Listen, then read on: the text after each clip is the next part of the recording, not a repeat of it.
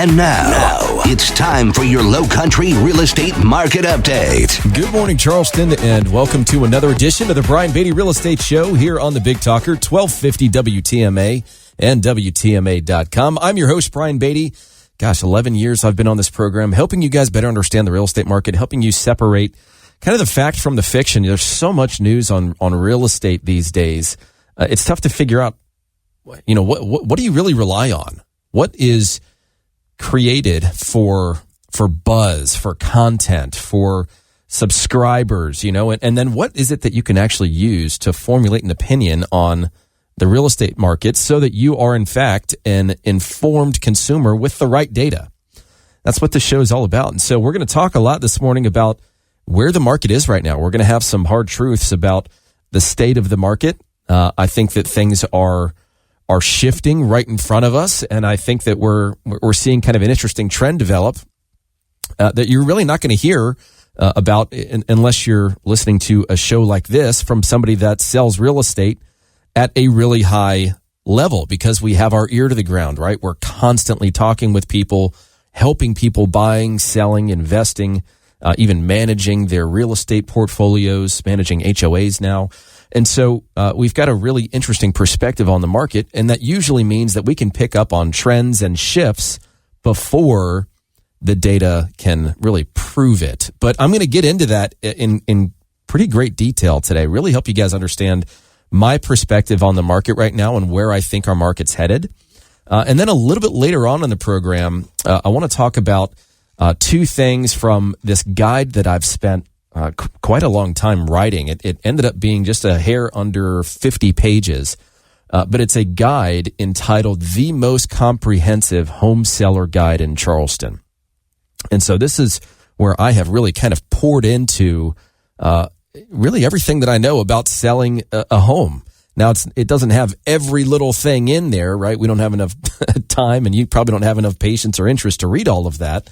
But there's an incredible amount of information in this guide. So I want to talk about two different sections within there and just highlight those things. Incentives and guarantees, right? All of these real estate agents that promise certain things or have built-in guarantees to their agreements. I want to talk about that. And then I want to talk about whether it makes more sense for you as an individual to hire a team of agents or a solo agent, somebody that's doing the business on their own, really without any support or help or other agents or leverage. What's best for you? Well, so I want to ask some questions. I want you guys to think through some things. And as always, I want to kind of peel back the curtain on our industry and help you understand what really happens when you're talking to a real estate agent, when you're interviewing a real estate agent. What are they likely going to do? And is what they say they're going to do what they're actually going to do? There's a lot of, I think, deception and foot in the door techniques in this industry, and it rubs people the wrong way, me included. So I want to talk about that. So a few quick things, a few just housekeeping items. Number one, if you want to reach out to me, you're thinking of selling your home, buying a home, investing in real estate, or you have a property you'd like for us to manage for you, then feel free to give me a call. My number is 843-800-0065. Again, that's 843-800-0065. That call or text comes straight to me. And I've been selling real estate for 20 years, basically. Sold about 1,500 properties, about $1 billion worth of real estate here locally. So I'm still meeting with people at their kitchen tables. I'm still walking them through the process. I am still your agent when you call me and you want to sell your home or buy a home. So would love the opportunity to speak with you if you're thinking about making a move here in the next few months. I will also say that listingsincharleston.com is our current website. We redid it.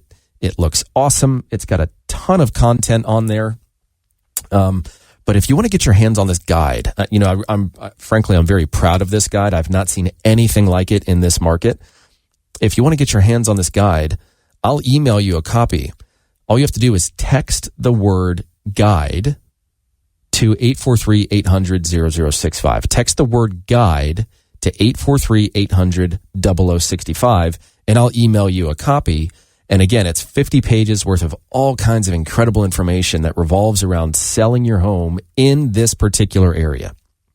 Last thing I'll say really quickly is that, we every week when we do this show, I video myself.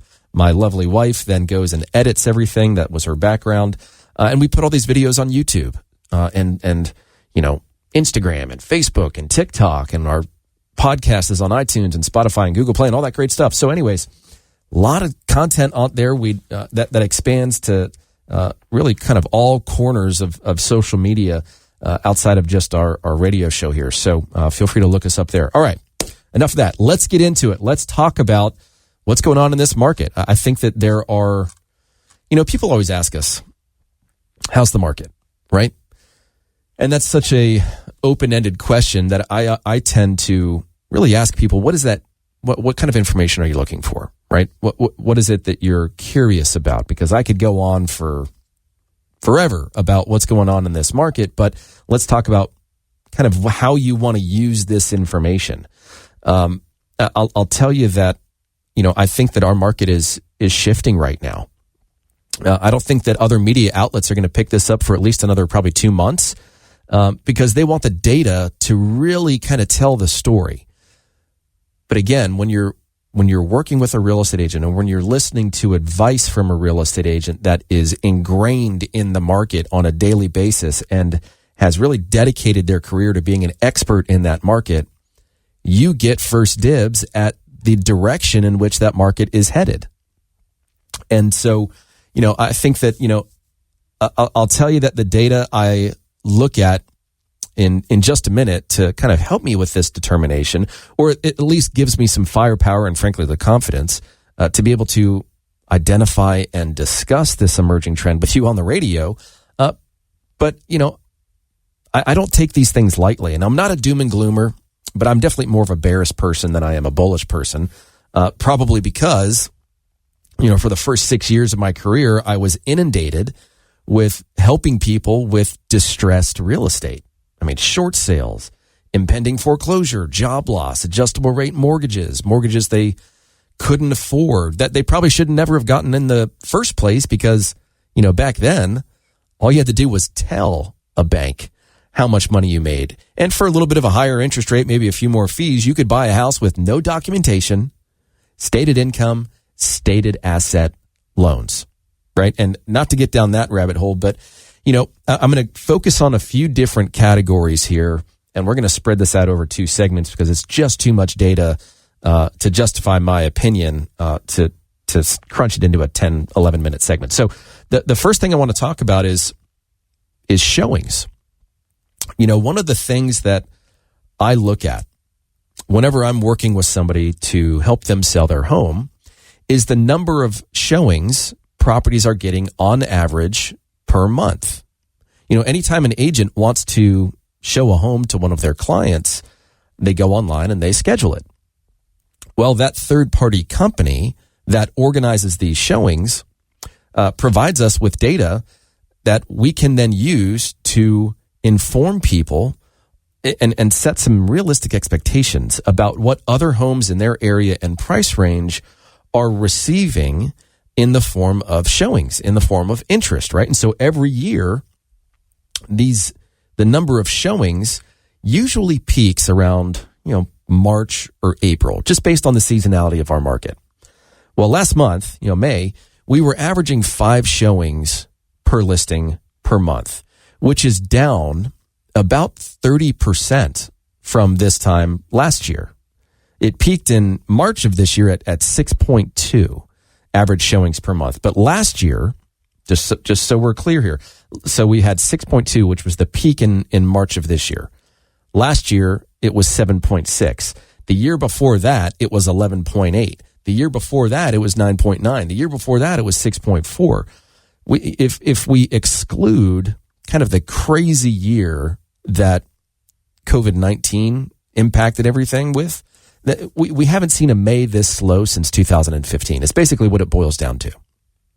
Now, this is a stat, in my opinion, that measures buyer activity per listing, and it's going down and it's returning to pre-pandemic levels. Now, this is due in part to the fact that there are now more listings available for buyers to view. We've had a shift in inventory. And this is a really interesting change. It's frankly a change that I think a lot of people have been waiting for. It's a change that to an extent is kind of necessary if we want to have a balanced market. Look, everybody loves making tons of money in the form of equity in their home, but at some point it's got to stop, right? Otherwise every home's going to be worth $1 million and no one is going to be able to afford anything here. Well, as of last month, there were about 3,700 homes available for sale in the Charleston area. A little over 2,600 of them were pre-owned homes, and a little over 1,000 of them were new construction homes. But if we compare the number of homes for sale to last year, and we're specifically looking at, pre-owned inventory, meaning we're excluding new construction or proposed construction, right? We're talking about homes that folks already own, pre-owned inventory. That has increased 61% compared to last year, whereas new construction inventory has only increased 12%.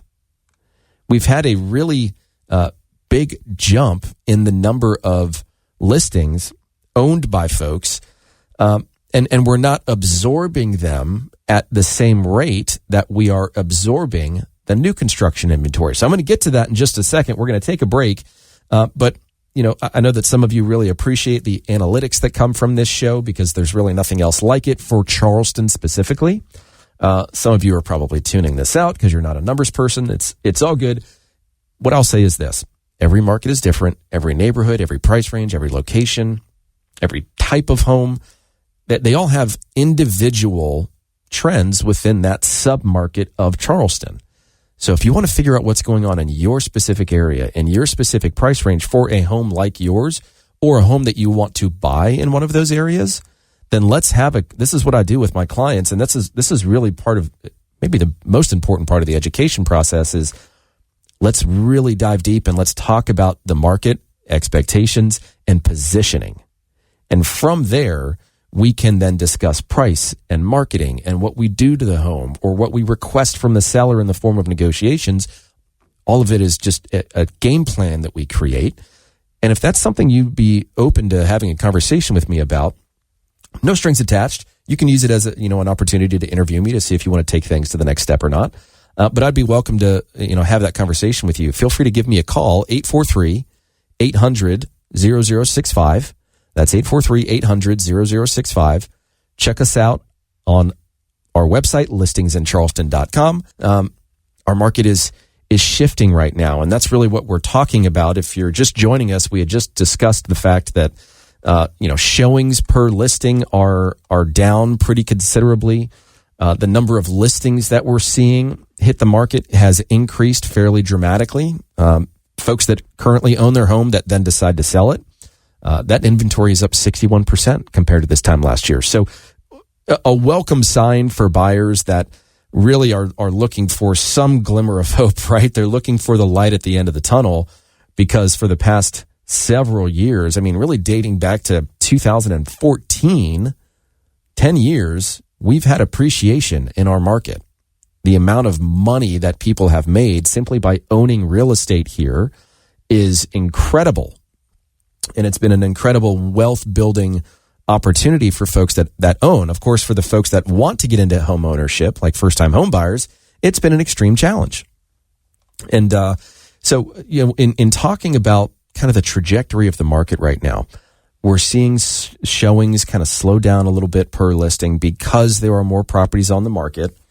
But we've got two other categories here that kind of need to be discussed, and that's properties that are going under contract and then properties that are actually selling, right? Well, if you look at the properties that are going under contract, overall, we're actually up a little over 5% compared to this time last year.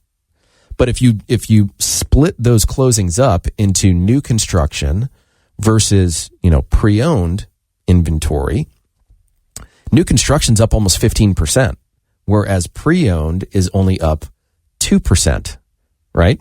So new construction is doing incredibly well. Pre-owned inventory is struggling, depending upon where you are, to compete with new construction, right? It's tough to match some of those incentives. and then of course match the condition, right? Folks are buying a brand new home. So then that takes us to, closings. Last month we had a little over 1,700 total properties sell in the Charleston area, which is up only 0.4% from last year. So it's basically the same, right? But we haven't had a month this slow since, I'm sorry, not a month, but a May that slow since 2015. But here's what's interesting.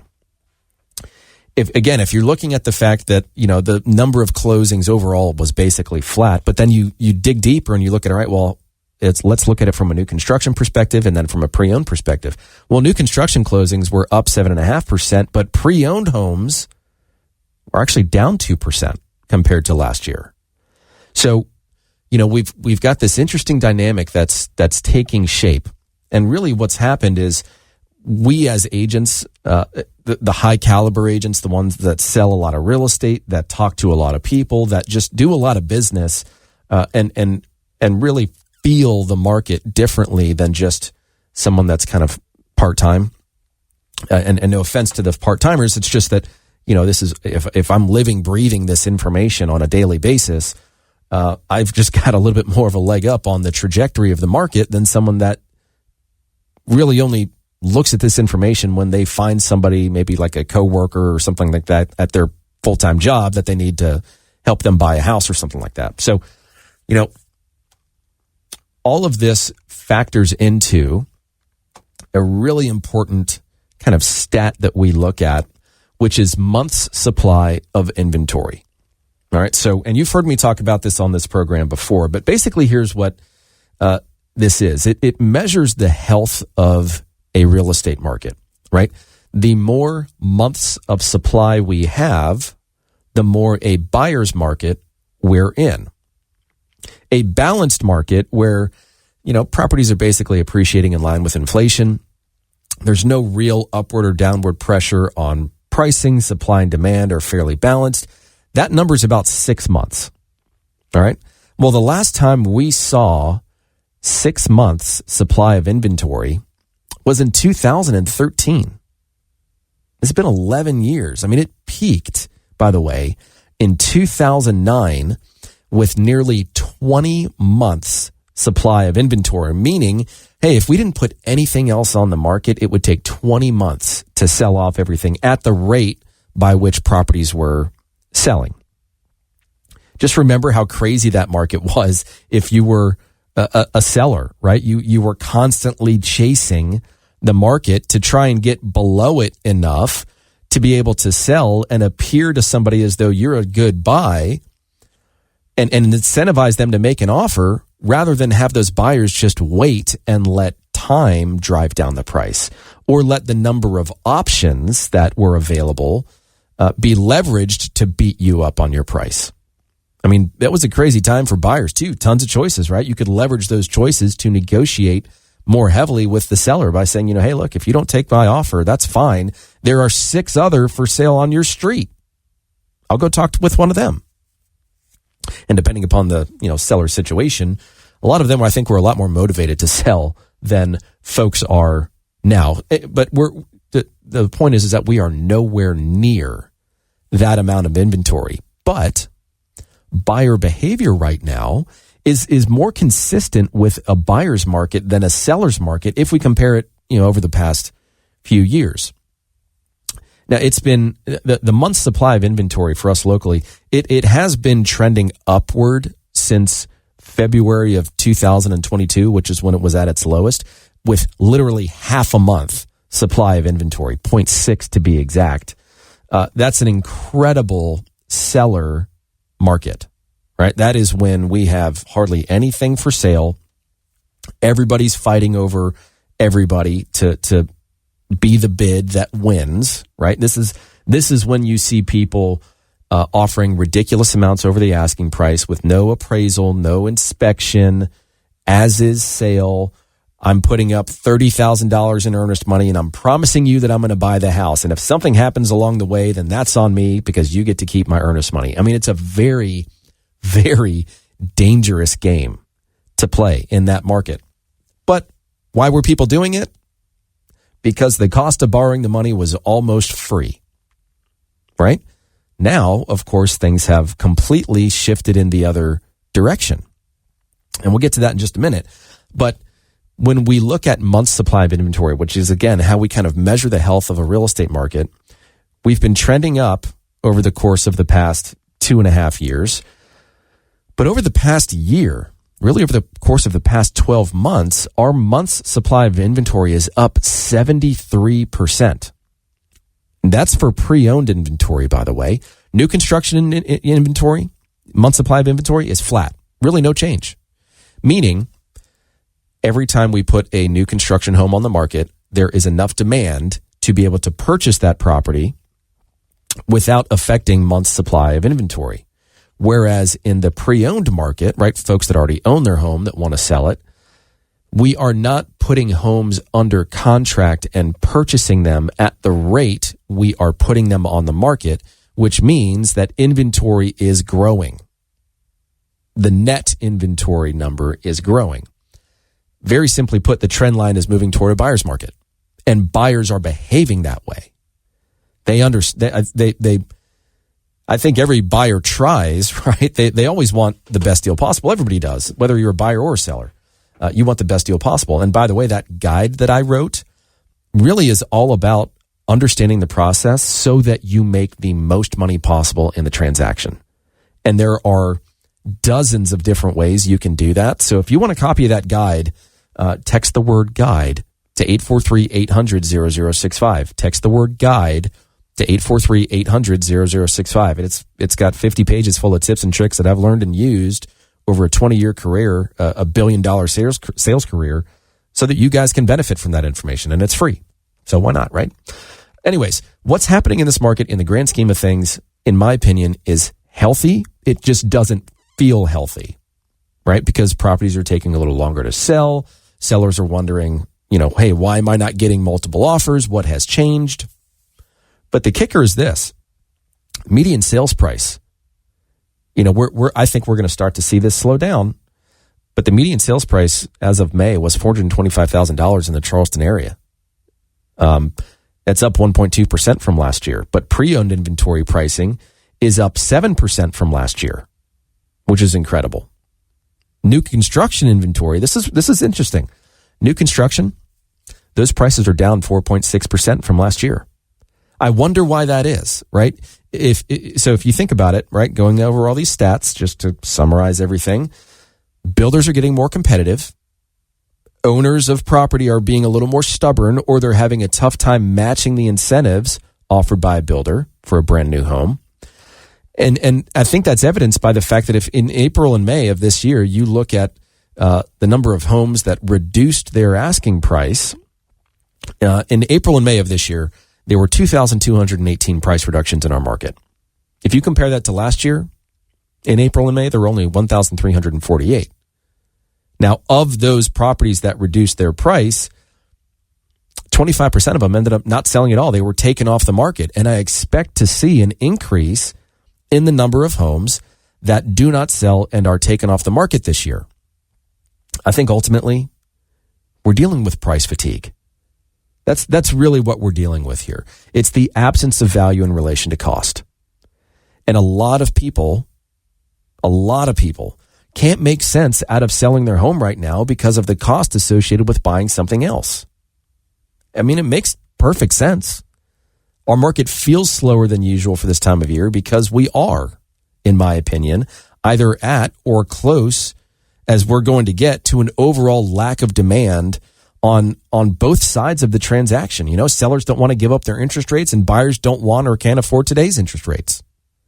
So the rates are what has to change. I think that for the next several months, our market's going to be slow.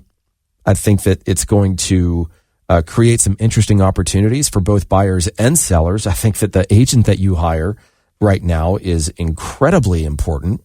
They have to understand the dynamics in the market. Otherwise, you're going to feel and will be disappointed.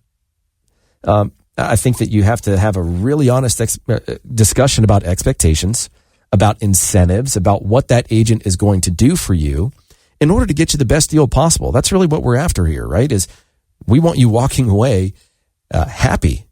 We want a productive and profitable transaction for you. And so again, we've got this guide that we've written that explains all of these things in fantastic detail. If you want to get a copy of that, it's free. We're getting it bound. We're turning it into a book. But I'll give you the PDF of it.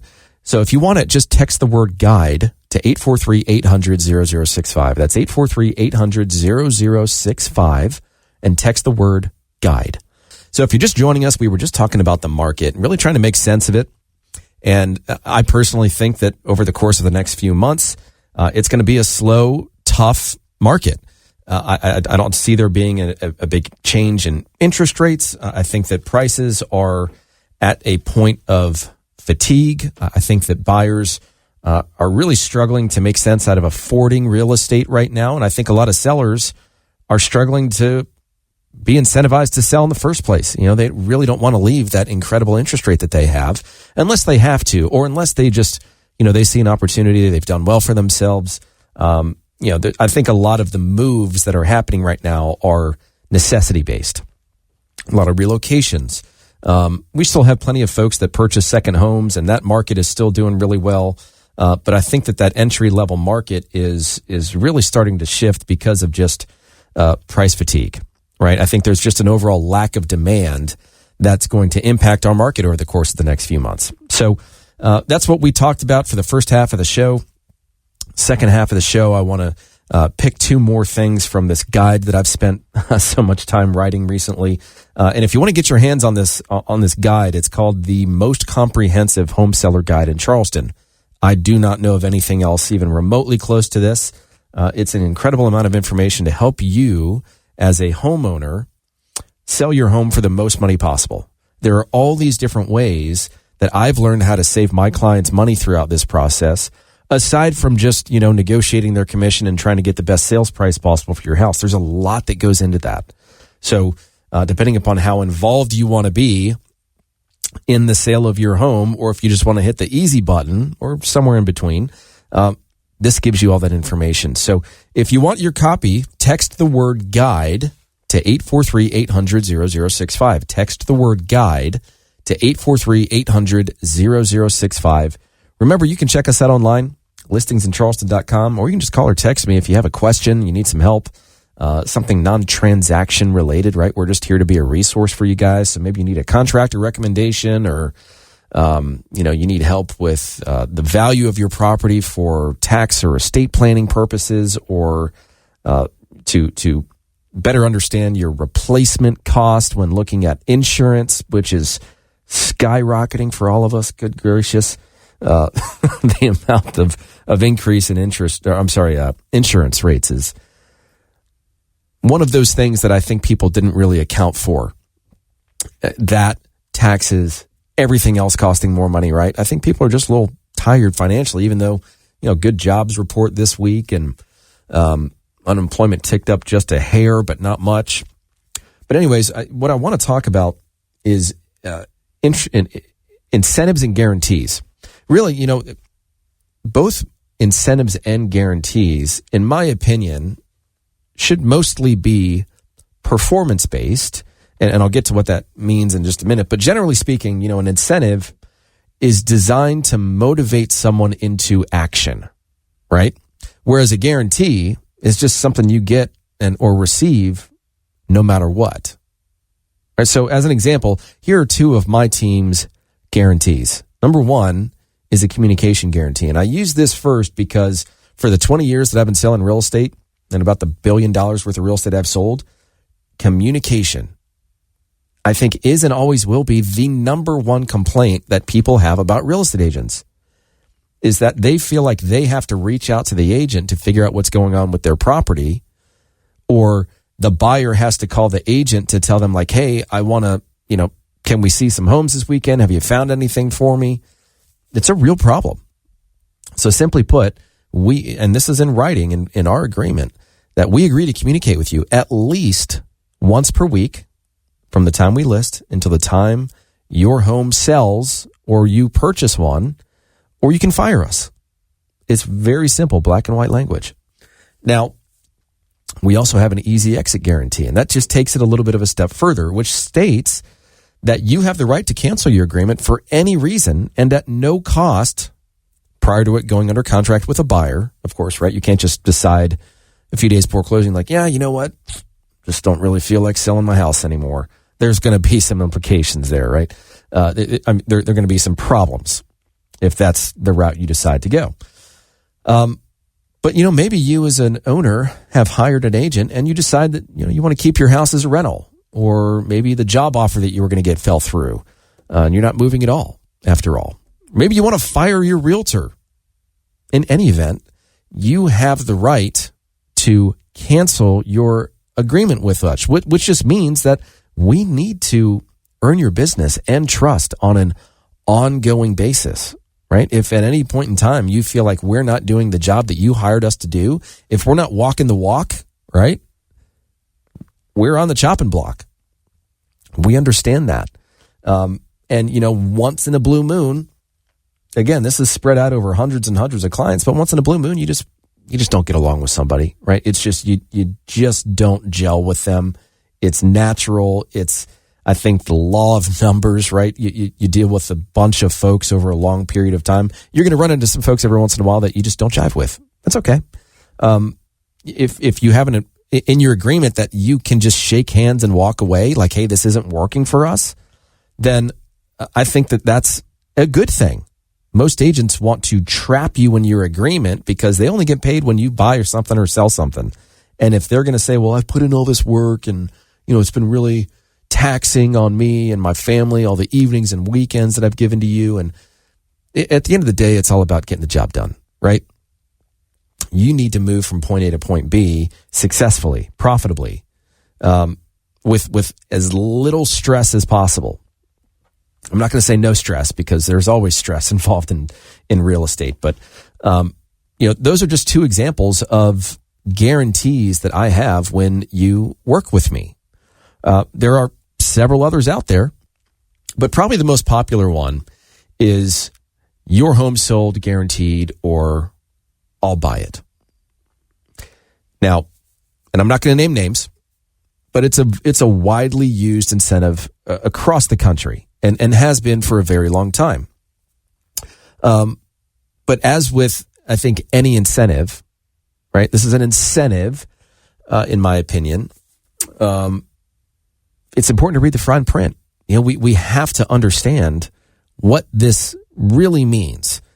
We personally, as a team, the Brian Beatty team, we don't offer this incentive because of the way it needs to be structured in order to protect the realtor, right?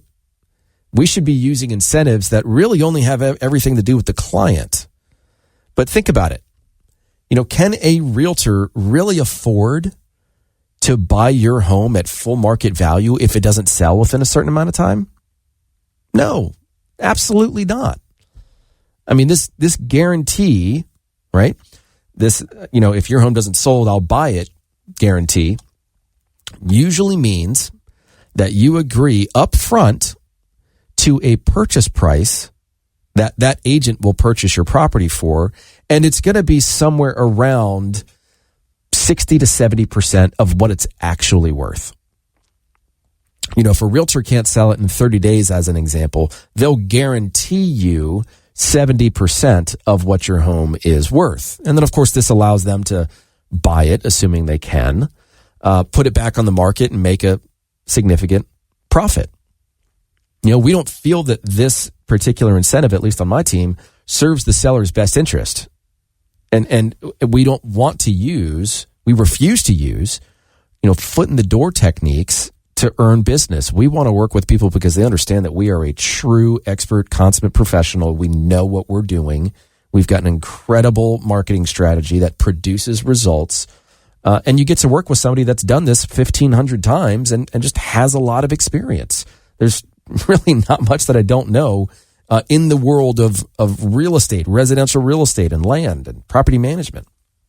So, we don't offer that particular guarantee because of all the hoops you have to jump through in order to have that guarantee make sense. Whereas incentives, on the other hand, I mean, they can be fantastic if you're not required to jump through several hoops or put yourself in a position that you could theoretically lose money in. Some examples of some of those incentives would be things like, buy and sell with me and move for free. We offer that on our team. If you sell a home and buy a home locally, we'll pay your moving expenses. Just ask John Quincy. We just did it with him. And it was fantastic. There's another one that's, your home sold in X number of days or we'll sell it for X percent commission. Basically saying as an example, hey, if we don't sell your home or put your home under contract in 30 days, then we'll sell it for half the commission or no commission. Maybe they're offering free staging or repairs or cleaning or landscaping or a home warranty or something like that just for simply working with them. When people sell their home with us, we give them a free home warranty while their home's on the market so that if something goes wrong, that home warranty takes care of it and you're not out all that money. Again, little ways of saving money throughout the process. That could, by the way, be up to like $2,500. There's another incentive that says that if you have to reduce your asking price, we have to reduce our commission.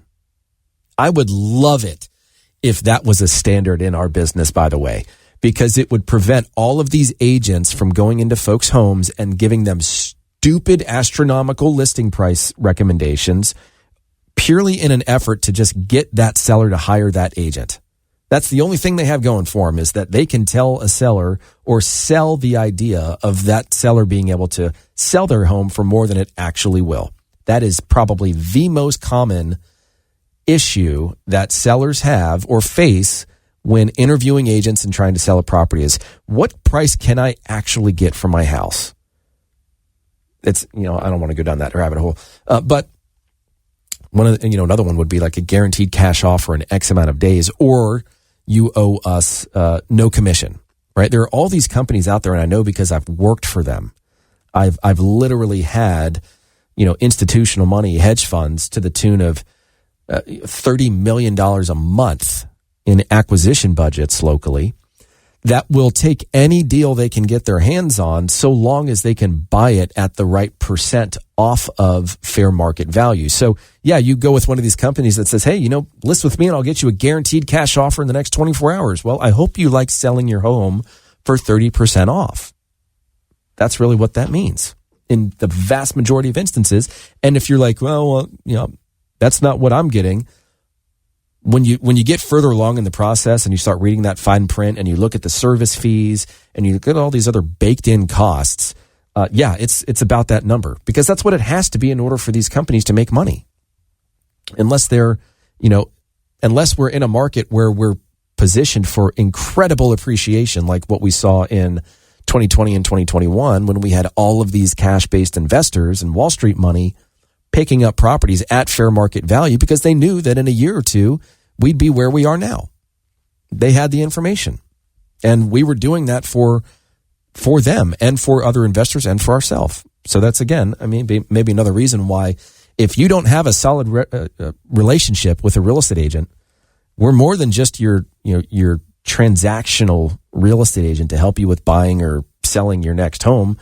There's a lot more that we can do to help build your wealth and build your knowledge in this space to take advantage of opportunities when they arise.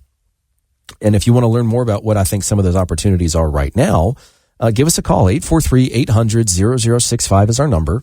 843-800-0065. Or check us out online. Listingsincharleston.com. That's listingsincharleston.com. With the little time I have left, I want to talk about hiring a team versus hiring an agent. This decision to hire one or the other, I think revolves around several important factors. All right. Cost, marketing, economies of scale, communication, customer service, and experience. And really, there's no right answer to this decision because of the individualized value that sellers place on each of those categories I just mentioned. But that being said, I think there are a few questions that you need to, truly consider, which is, how many clients can one realtor truly handle? Or what happens if your realtor wants to take a vacation or isn't available when you need them to be? How big is the realtor's marketing budget? How much time, effort, and resources can they realistically invest into you and your home or your home search? Do they have enough business to provide you with some pass-through savings, right? That goes back to economies of scale. What accountability measures are in place to ensure that they deliver on their promises? We were just talking about incentives and guarantees. Can they uphold them over time, or are they just maybe hoping for a quick sale so that they don't actually have to be held accountable to those things?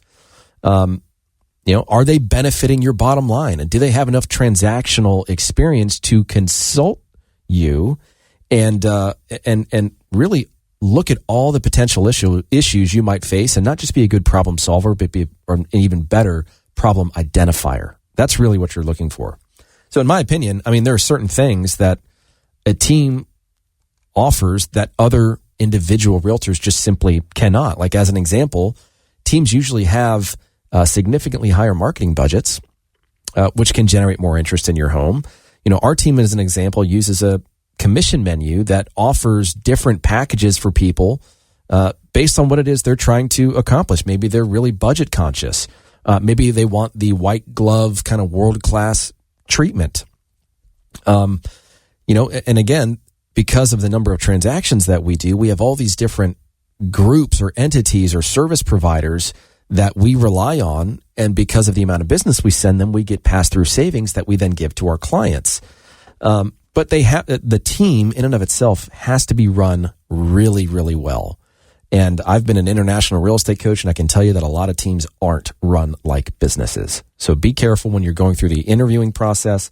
And if it's something you want to talk with me about, or if you want to get a copy of this, the most comprehensive home seller guide in Charleston, then text the word guide to 843-800-0065, 843-800-0065, or check us out online, listingsincharleston.com. Thanks so much. You guys enjoy your weekend.